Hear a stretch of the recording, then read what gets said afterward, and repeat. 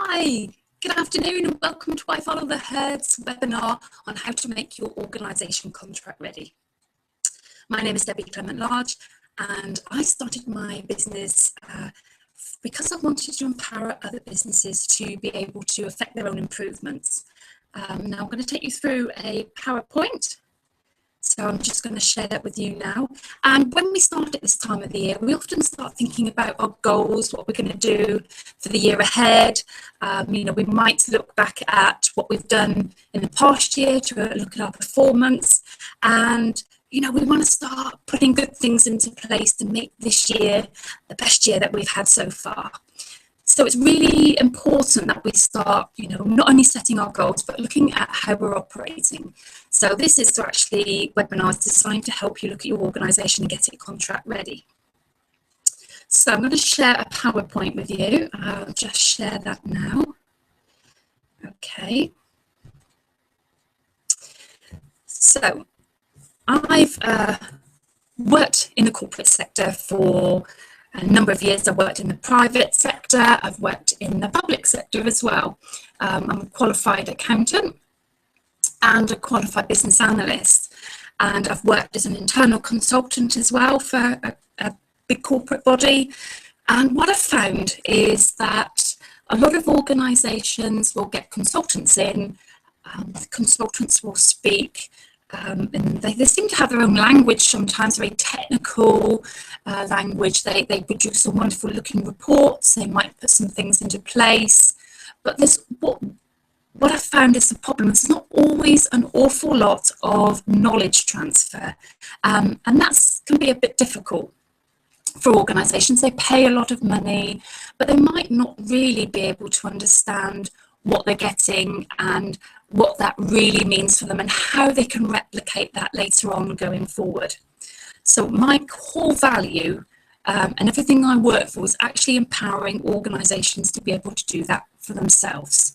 That's really key, because once you can understand how you can do something, it means you can keep replicating that and you can continuous improvement of your organisation.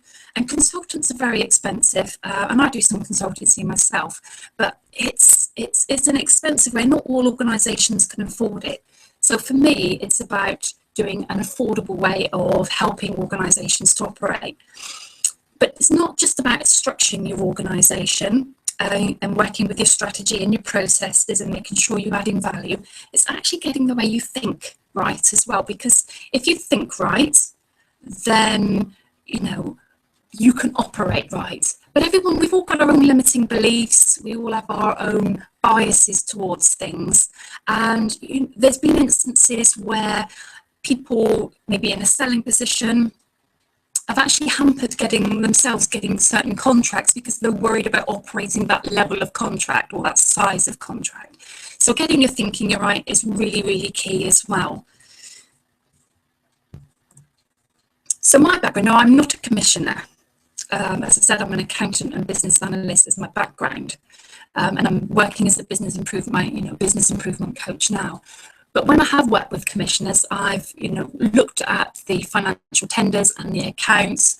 I'm working with contracting with private sector companies. It can be either really small sole traders to small and medium-sized enterprises, right up to really large private sector companies. And with the voluntary sector, that could be very small local charities to very large national scale ones, and to housing associations as well. So there's quite a cross section. And it's been really interesting working and looking at different sorts of tenders of different types of quality of information that comes in. Now, before we start and go through all the key points for getting yourself contract ready, I'm going to do a poll. And I'm just wanting to know whether you're planning to tender for a contract this year. So if you'll just start seeing a poll coming up now, so if you can put whether you are looking to, because this information doesn't matter whether you're currently working to a contract, whether you're already looking to re-tender on a contract this year, or whether you are looking to tender for a contract for the first time this year. This information will help you irrespective. Okay. Thank you for that. Right. So the problems faced by organisations is that, especially if you're working for public sector, in the public sector, then commissioners' budgets are being squeezed. We're in a period of austerity, so commissioners are wanting better outcomes for their money. They might be expecting the same level of service delivery or goods, the same amount of works, but they're wanting it at either a cheaper or same price. The administrative burden might be more on your organisation. You might be having to deliver better outcomes.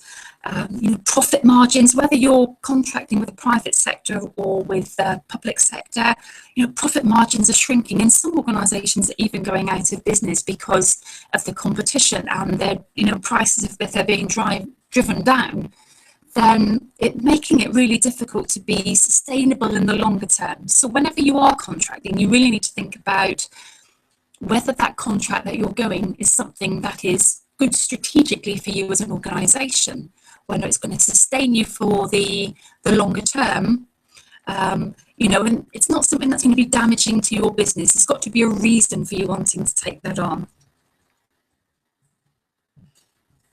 Oops. Right. So why is it key to being contract ready? Now, as I said, it doesn't matter whether you're working to a contract, whether you are in the process of needing to re-tender for your contract this year, or whether you're looking to tender for the first time. Having your organisation in a place where your processes are really, really efficient, everything you do adds value to your end customer, to your end client, or whether you understand your costs, so that as soon as an opportunity comes up for a new contract, you're in a really, really good position to be able to take advantage of that. Or, even when you're coming up to retendering, you don't want to be changing and really looking at your cost basis right at that last second. You need to know that, everything is working as efficiently, as effectively as you can. And if you're a small organisation, you might need to compete with a large organisation. So you kind of need to be able to understand as well who you're competing with and what's in your market. So these are my top 6 tips for making your contract ready. So my first one, and I've talked about this briefly, is that looking whether you're working efficiently and effectively. So this is kind of a non-financial one. It's about adding value, and everything you do adds value.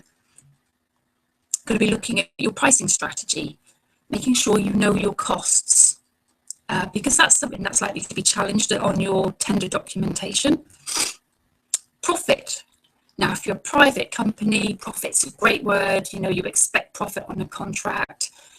If you're a public sector organisation, then profit's not such a good word. You wouldn't expect to get profit. You might want surpluses or retained funds, but it's really still important that you get that element of money coming in, and we'll talk about that in a minute. Now, overheads. That was always a tricky area for organisations that I've dealt with, and when I've looked at them in the past, and very often that was the area that I challenged. Now, if you're coming up to the contract and you're in the last few for the contract, then you'll always be asked to send in a set of your financial statements, your set of accounts, and I'll talk you through what I use to analyse. And the last bit is social value. Now, it doesn't matter whether you're wanting to tender for a public sector a contract or whether you're doing a private sector contract. If you can add social value to what you're doing, that really creates a bit of added value for your commissioners. And that's a great start. That puts you in a great position to be able to say you're adding value somewhere, whether that's to your community, to your staff. And we'll look at that a bit more in detail.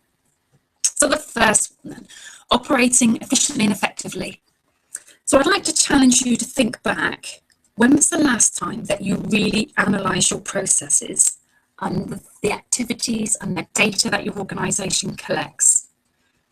Now, I've worked with different small services, large transformation services. When I've worked with some of them, I have asked and sat down and said, can you show me what you do? So I get a good understanding of what that team what that service does.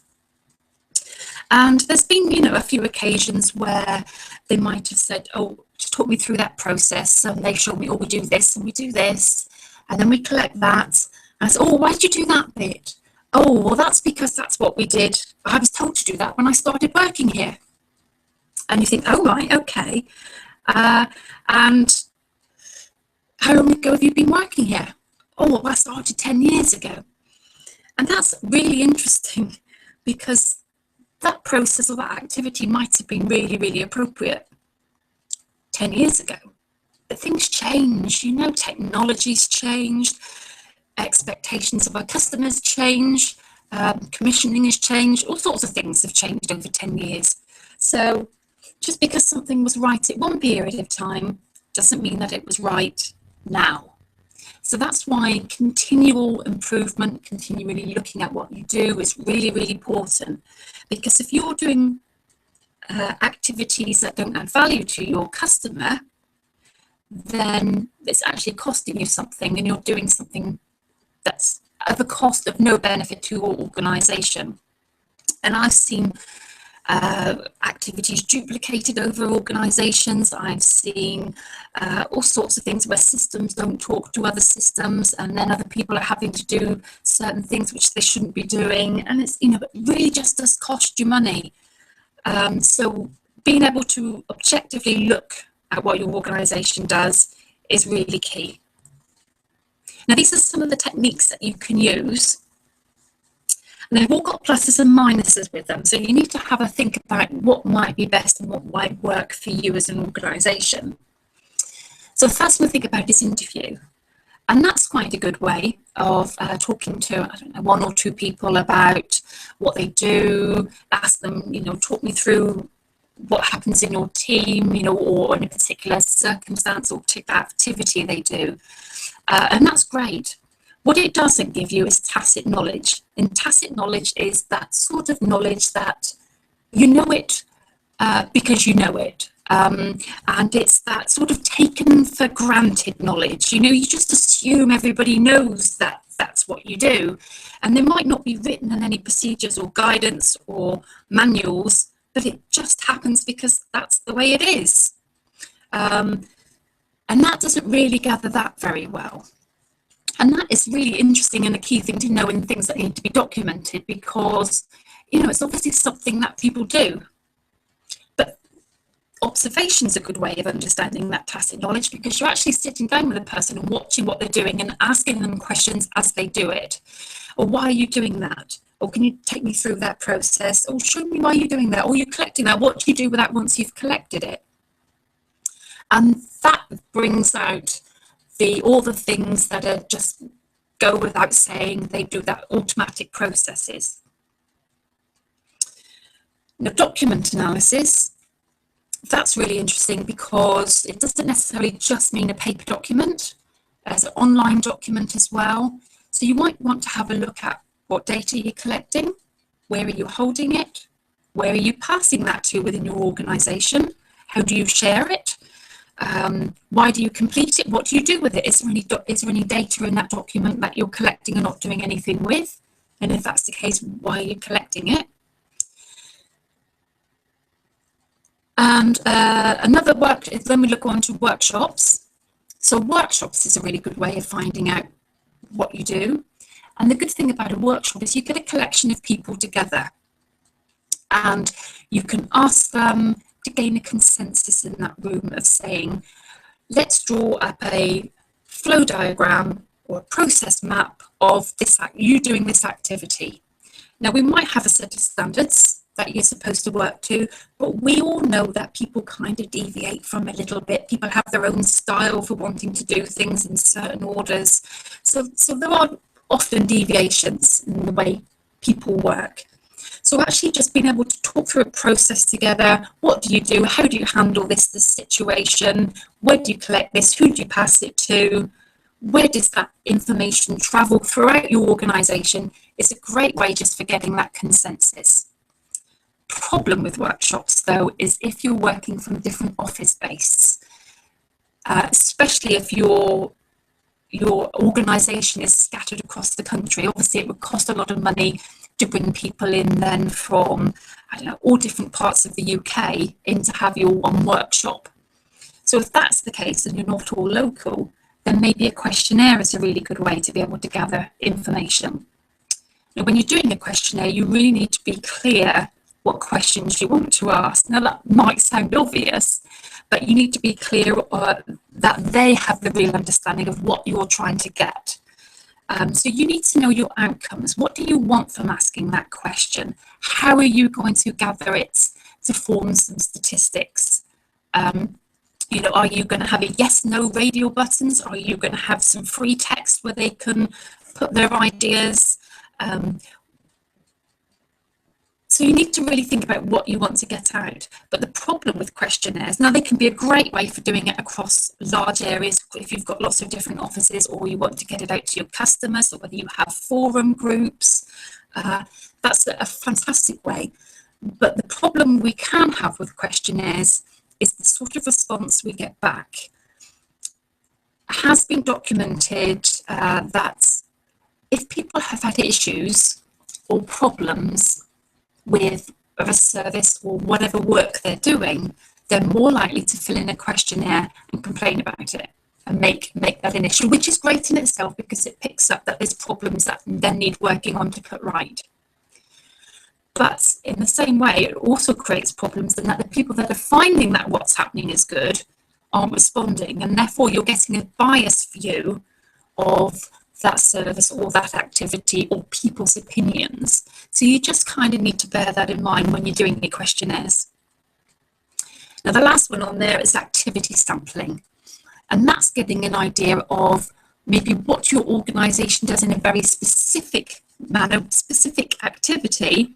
Say you want to know how many customer complaints you're getting in, but you don't have any systems or way of capturing that at the moment, then you could ask your customer facing staff to actually say, every time you get a customer complaint, they have a very, very simple paper template that they do a 5-bar gate mark on.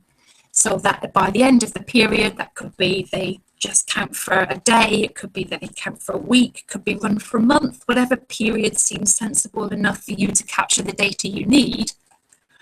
To give a rough idea of how much of an activity, how much of an issue or response or question or whatever it is you're wanting them to capture, what they've had over that period. Now that can work very well. It's a very rough and ready gauge to sort of looking at how often an activity is done. But there is obviously a downside with this one as well, in that people forget sometimes, you know, to record something. You know, might finish a call, might need to nip off to the loo really quickly, and as you're coming out the toilet, you suddenly see John from accounts. Oh, hello, you know, you catch up. Oh, did you see that on telly last night? And have a chat. And by the time you get back to your seat and sit down again, you've completely forgotten that you haven't recorded the last 2 that you needed to record. And then later in the day, you might think, well, I'm sure I did a few more than that. And then you might guess. You might think, oh, I think it was about 3 or 4, and you make 3 or 4 marks on the template.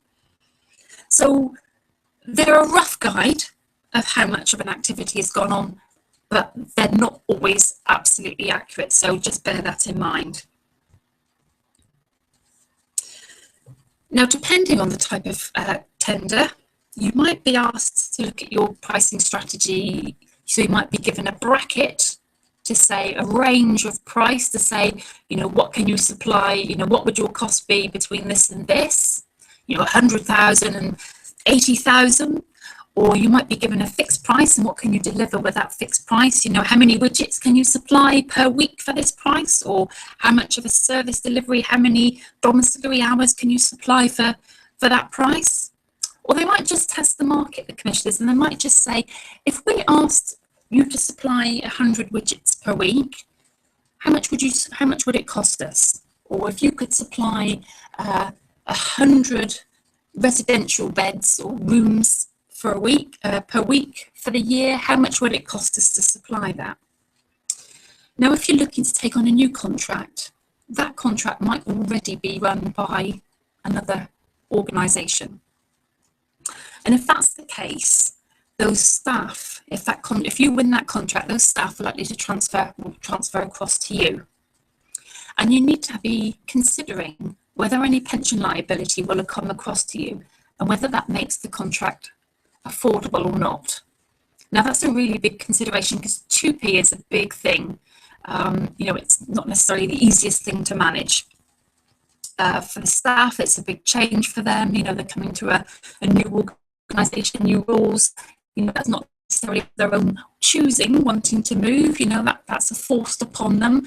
And, the way that the leaving organisation and the organisation they're moving to engage and communicate with that staff is really, really important. But financially, you've got to be sure whatever contract you're taking on is right thing for your organisation. Now, if you're a smaller organisation and you're wanting to compete for a contract, you might be aware that there's large organisations around within your market that are going to compete for that contract as well. And if you're a smaller organisation, you might be a bit worried. If you're small, you're looking at larger organisations that have more resources. They could have greater economies of scale. They could afford to take a loss on a contract in order to establish themselves in a market. And that's worrying to a small organisation. But if you're a large organisation, you could look down at the small organisations and say, actually, they're really good at managing change quickly. They're much more agile than we are. We've got to change what we're doing and be flexible. It takes a lot more effort and a lot more red tape. We don't react to change very well. And also, we've built this big organisation, and actually we've got a lot of inefficiencies in there. We're doing things, maybe we could do it better. We've got, we're doing tasks we don't really need to be doing anymore. We could automate a lot of things, but we don't want to be getting rid of staff either. And so, each size of organisation has their own problems. So just because you're small, don't worry that you might not get the contract because you might outperform a large organisation, or vice versa.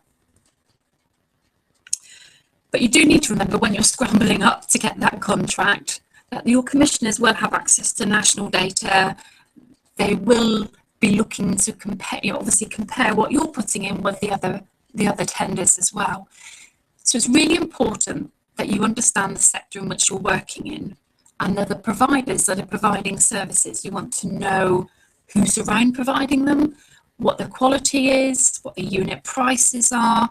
It's because if you're slightly more expensive, you need to have why are you more expensive? Are you providing a better quality service? Do you have what's your unique selling point, your USP? Because commissioners will often go for a lower price, but that's not always. If you're providing something that they think is real added value, then that could sway them over to purchasing from you. So, but you just need to be clear what you're up against, what other people are providing, what their costs are, and what you're doing in comparison to all of that. And that's not just necessarily in your local area as well, because you could be having national organisations wanting to come into your local market and compete. So it's sort of trying to be aware as much as you can of what's going on.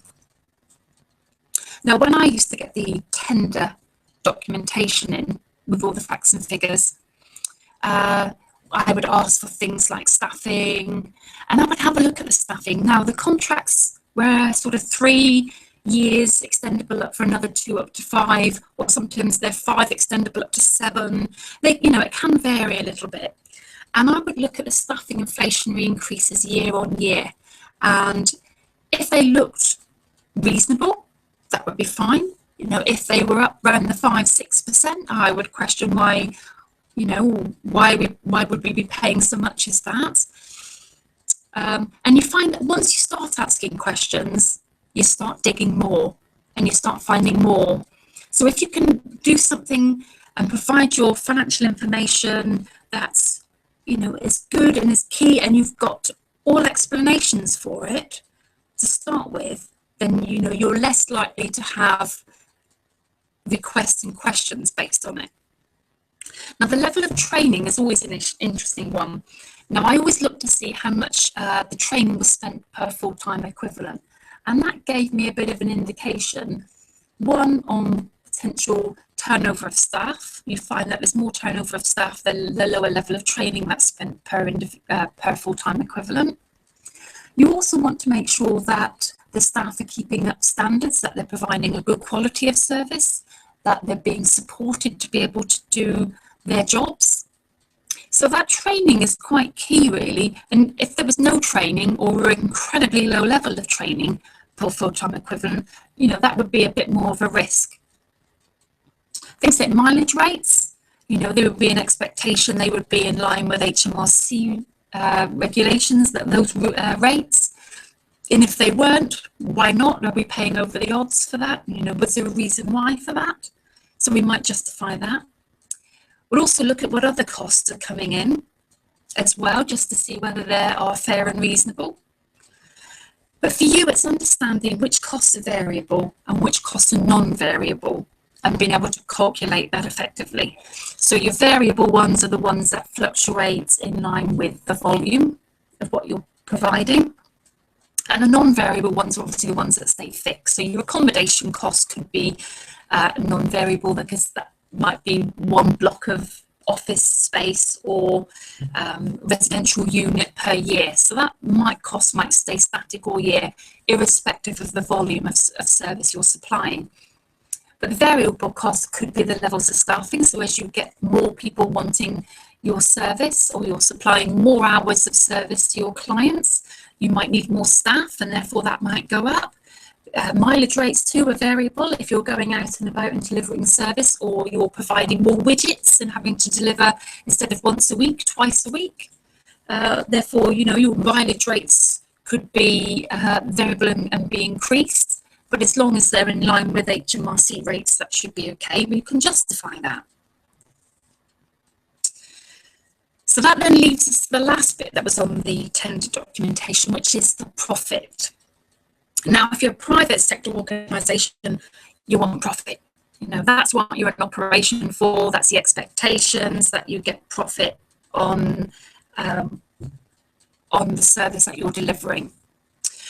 If, however, you are a voluntary sector organisation, profit's not a really good word. You're wanting to look more at surpluses at retained funds. And a lot of voluntary sector organisations don't think that they can have a profit at all. And that's actually not the truth. They really should. If they didn't have any profit at all on any tender documentation that they submitted for me, do you know, I'd worry about that.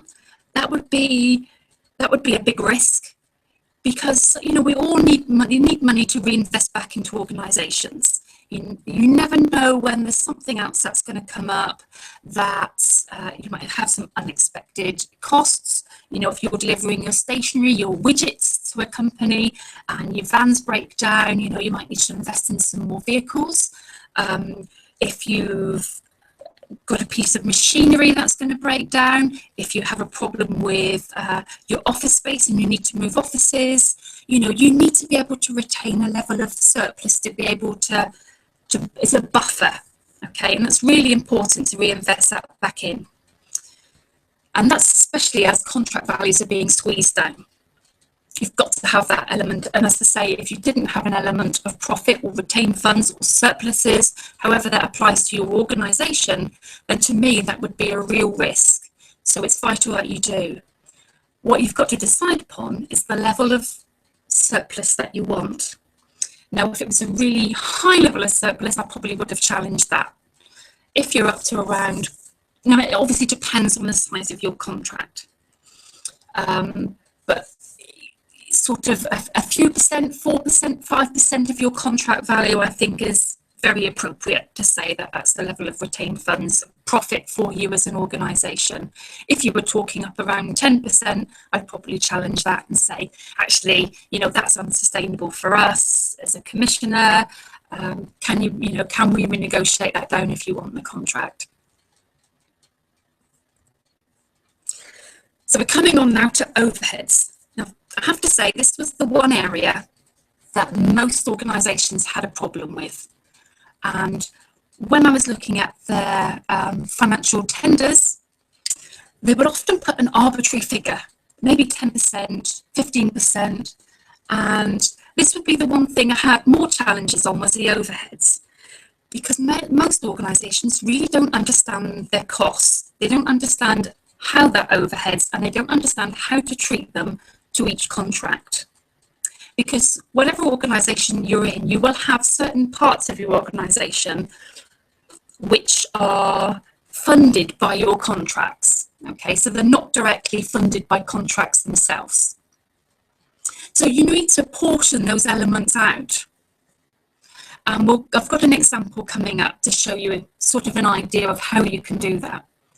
And as I said, I would challenge the level of overhead. So if you had 10%, I might say, can you justify that level? And very often the answer I would get back is, well, we just put 10%. And what you don't want to do as a commissioner is be duplicating the amount of overheads. So if they've got 11 contracts and they're charging me 10%, it could be that I'm paying for part of somebody else's contract potentially. So you just kind of need to be clear that actually if you're challenged about your overheads, you've got the justification to say, these are our overheads, this is how it's apportioned to that contract. Now, these are some of the bases that you can use to apportion your overheads. You can use, it's not an exclusive list, but it's just a selection. So you can use full-time equivalents per IT user, per the number of orders, per the number of referrals. You could also use things like square meterage of office space as well to calculate. And this is a bit of a run through now. So as an example, now if you spot the deliberate error on here, that would be great. So your total overheads for the organisation, we've got here finance, HR, IT, legal, accommodation. So the total overheads, back office function costs is, if you like, £425,000. Now your total stats for your organisation, you've got a total contract value of £1 million. Number of FTEs is 150, full-time equivalents. The IT users 135, and the total orders referrals per year is 5,000. Now for this particular contract, we've got a total contract value of 300,000. The number of full-time equivalents is 45. Number of IT issues is 40. And the total orders or referrals per year is 1,700. Now, if I was going to be looking at the overheads for this to apportion it to that new contract, this is the way I would do it at the bottom. So I would say for finance, okay, so the £100,000 it costs to run the finance, I have just used contract value to apportion that on. So I've divided it by the £1 million as the total contract values for the whole organisation and times it by the 300,000. So that gives a cost of £30,000 for the finance. So for HR, I've based that on the number of full-time equivalents. So we've got £80,000 of overheads for the whole organisation. So I've divided that by the 150 numbers of full-time equivalents and times it by the 45 for that particular contract. The IT, I've used the number of IT users. Legal, I've used the stats for the contract value. Accommodation costs, I've used the full-time equivalents, but of course you could use square meterage of your organisation. And other services, sort of your reception, anything else, I've actually used the total number of orders or referrals per year. So as you can see, if you put in that figure, 127,915 against that as your overheads, and you had a challenge on that saying, well, that's a lot, can you justify that? All you need to do is send that information and say, this is the breakdown, these are the apportionment bases I've used, and therefore we've got complete justification and visibility of why we're charging that much, because that's what our costs are costing. The last part of the tendering process we'd have a look at is asking for you to send in your financial statements of account. Now, at that stage, if you were being asked to submit your financial accounts, you would be in the last few of, in the running for the tender, for the contract. And there's an awful lot of information you can get from a set of accounts. But the one thing they really want to do is to make sure that you are financially viable as an organisation. What they don't want, it doesn't matter whether you're supplying widgets or whether you're supplying a service. They want to make sure that you're able to fulfil the side of your contract and that you're not going to go out of business during that time. Now, if you're supplying stationery, it is a bit of an inconvenience and a bit of a difficulty for an organisation to suddenly have to find a new stationery supplier if you go out of business and you are the sole supplier of stationery for that organisation.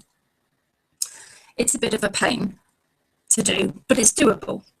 However, if you're supplying a service for a local authority and it's a statutory service, they've got the pain of not only finding someone else who can take on that contract, but they've also got the people in that contract that you're supplying to. So if you're a care home and you've got people in beds, they need to move those people because that authority will have a statutory responsibility to supply that service. So they really don't want you to go out of business. But also they don't want you coming back in a year or two's time and saying, actually, this contract is becoming financially viable and we need to renegotiate the price. They want to be clear that you can manage that pricing over that contract term without coming back to renegotiate or going or liquidating. Now, the first thing I always used to look at is a narrative within your set of accounts. And that would tell me whether there are any mergers, any acquisitions. I mean, this applies really to your larger organisations. It would also give me an idea of whether or not you'd assumed your turnover was different to what you'd expected, whether it was worse, whether it was better. So it would look at the previous year and it would look at the year coming up as well. And what you're really wanting to do is look at your trends, what's happening over the time. So if you're getting 3 sets of accounts, you get 4 years worth of financial data because each set of accounts has the current year compared with the previous year. And you're looking for trends to see what's happening, what's coming up in the future, how reliant an organisation is on your contract. So if you pull your contract, are they going to go bankrupt? That's obviously a concern.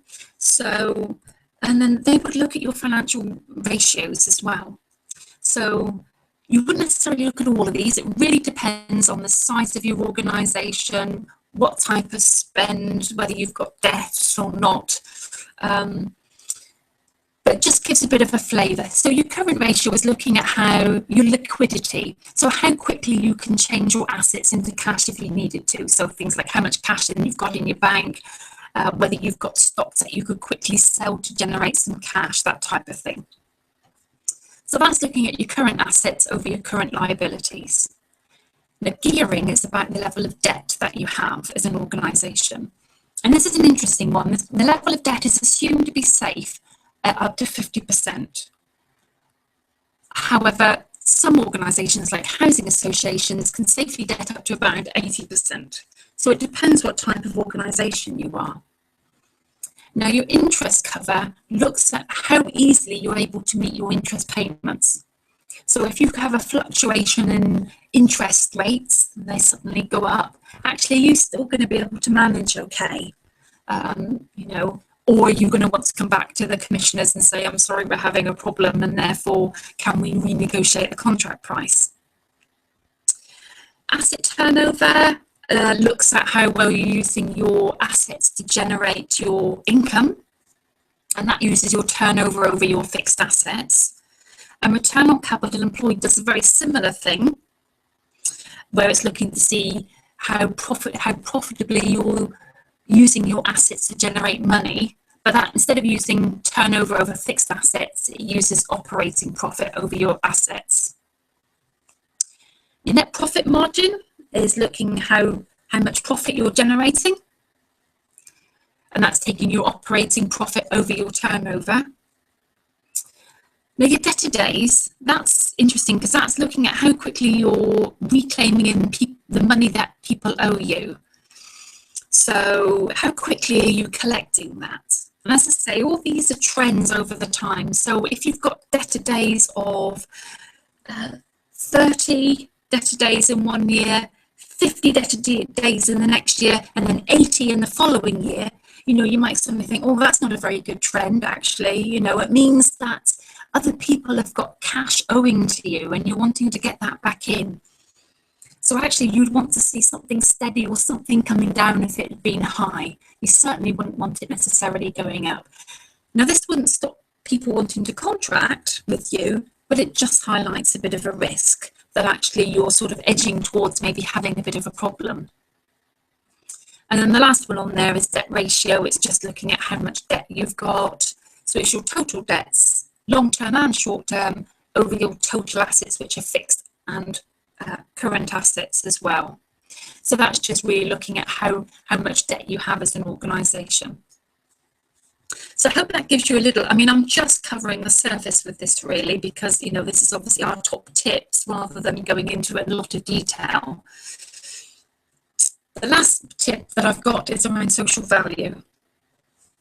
Now, social value is the additional benefit to the community over and above the direct purchasing of goods and services.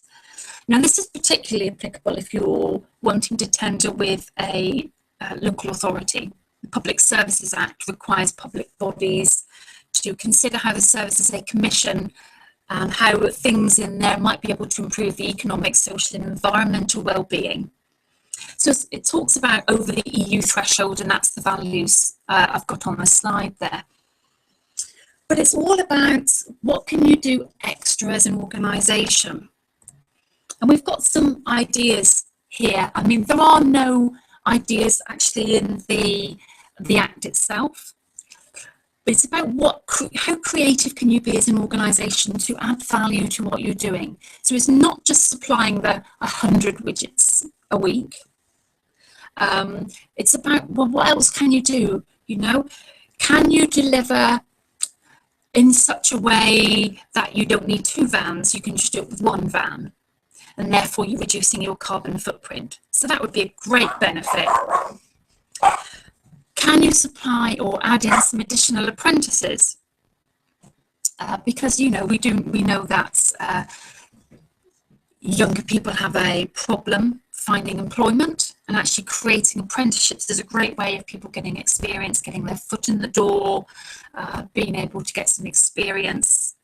So if you can create some apprentices, that would be great. It also might mean that you open a local office. So you could be more of a national organisation that you're wanting to come in and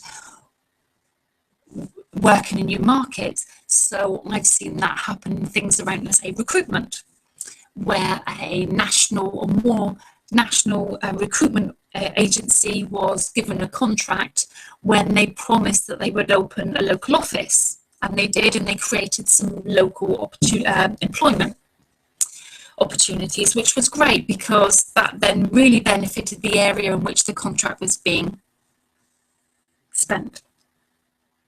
But as I say, it's all about being creative for you.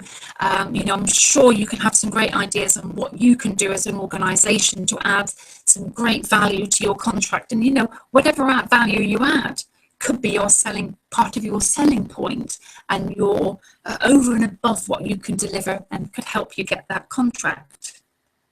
So just to recap, it's really, really important you know your costs. Definitely know your costs, your overheads, how you apportion that in. It's also important knowing your processes. All your processes should add value, and if you're working really streamlined and effectively, then that will keep your costs down. How you deal with change is important, that communication, that engagement with your staff, or with staff from another organisation that potentially could come across, how 2P will apply to you. It's really important to understand the implications of all of that and work out a strategy and how you're going to deal with that. The delivery and the outcomes of the contract. What administrative burden is that going to be for you? Have you factored in the amount of time you're going to need to be able to administer that contract? How are you going to deliver it? What outcomes are you going to have? How are you going to measure that? And then how that fits in with your overall strategy as an organisation, and what key performance indicators and things have you got, and how does that fit in with your mission, your ethos, your values as an organisation. And of course, all that comes back to your costs and how you're figured and how you need to contract. So there's my recapping. So I'm going to do another poll now, and I'd like to ask, in light of the information you've got, will you now be thinking differently about the way you put together your next tender? So there's your poll now on the screen. Because actually making yourself contract ready and really knowing how your finances are and what you can do is really, really key, really important. It's one of the biggest parts. Okay, so thank you for that.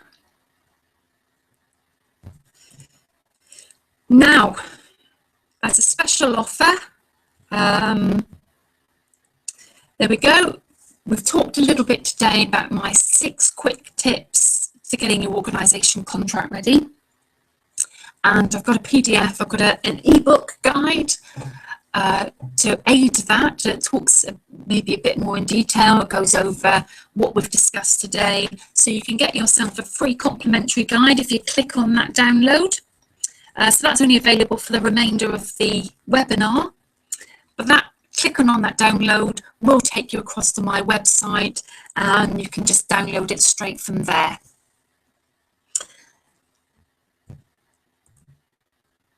Now, as I said, we've only just tipped the surface with this, and there's a lot more detail behind this, which is why I've got my coaching programs. Now, in these programs, you can find out a lot more detail. Now, these are online coaching programs. They follow my values of empowering you to be able to affect your own change. And I think that's really important as an organisation, that, there's something that continuous, you understand your processes, you understand how to structure you structure your organisation properly, you understand what data you've got, how everything flows through your organisation, investment appraisal, where do you invest, what is your strategy working right, what are your critical success factors and how do they fit in with your structure, how do you monitor your effectiveness. So all those things, and including looking at your organisation objectively and how you think about your business, because that business thinking is so important. You can structure right, but if you don't get people thinking in the right way and engage that change, that mindset, and get them involved in designing the future of the organisation, it's all about that positive, that sell, that engagement is so important, and that's all included in my herd leader. Now, my herd essentials is looking at things like your business planning, investment appraisal, contract ready, designing your structure for your organisation. It's got some other bits and pieces in there as well, and that's really good for an organisation. Maybe that's a new organisation that's growing and wants to understand how to structure themselves, how to invest effectively and going forward, which projects, where they should put their money. So there's some great programs there. Obviously, I still do my face-to-face consultancy as well. And even when I'm doing that, I like to impart knowledge as much as I can across to you, because I think that's really, really important. And I'd like to say now, thank you very much for joining me today. And I really hope that I really hope that you've got some good information out of the webinar, that you click on the link, you download my offer, my Getting the Organisation Contract Ready ebook. And, if you've got any questions, let me know. I'll be around for a few minutes after the webinar's finished just to see, answer any last minute questions. So that would be great. I hope you've got a lot out of today, and I hope that it really helps you to improve the way you're working. And if you need to know any more information, please contact me on my website. So that's great. And anything else, just let me know. So thank you very much for joining me today. And we've got some other webinars coming up soon. I've got some expert ones, some effective leadership, looking at program project management, looking at HR specialisms, looking at business architecture for small, medium-sized organisations. So keep an eye out for those. Sign up for my email news alerts, because then you'll hear all about the webinars. They're all designed to help you to improve and to get the best out of your operations and how you're working. So I'd like to thank you very much. Thank you for joining me, and hope to see you again soon. Take care.